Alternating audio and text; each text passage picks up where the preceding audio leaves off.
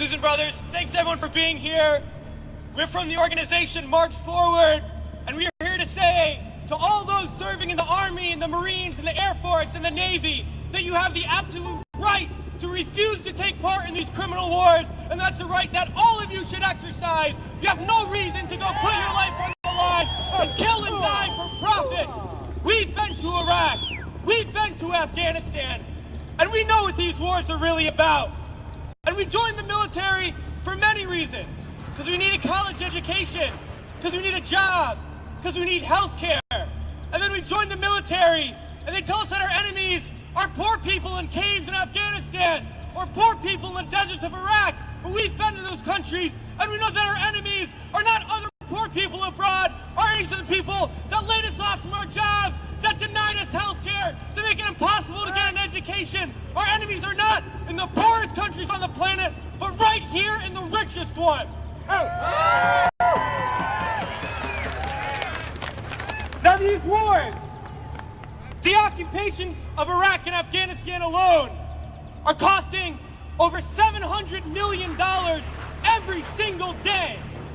This is a crime every single day, while so many of us are hurting. Well, I think all of us here and the vast majority of people in this country would agree that we can spend $700 million a day better than bombing people that we have no reason to bomb. We can spend $700 million a day rebuilding those countries we've destroyed. We can spend $700 million a day caring for the veterans we get home when they get home, and then we can spend $700 million a day giving every single person health care, a college education, a job, and a livelihood, and a home. That's what we need to be spending our money on. But this government is not going to do that. They're not going to use the money in that way. They're not going to end the wars. And they're not going to do it because it's not our government. It's their government.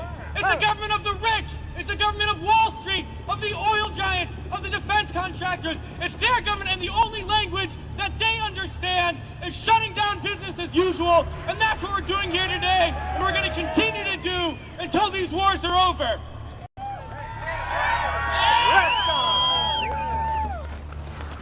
Well, it's crystal clear now that these wars are going to continue and expand and go into other countries. That is the trend. That is what we know, that there is perpetual war, and it's only going to stop if the people stand up and stop it. And that's what we're going to do, sisters and brothers. And a lot of people ask me, what do we do? Because we all know things are bad. We all see the atrocities on TV. We read about it. We experience it. People always ask, what do I do? Because we always want to know what to do. Do we vote? Do we support a politician? Do we join an organization? What do we do? Well, I'll tell you what we do. It's simple. We fight. We fight, and we fight, and we fight, and we fight until we force the people in there to do what the people out here want. Because that's how we're going to get around, and we're going to fight until there's not one more bomb drop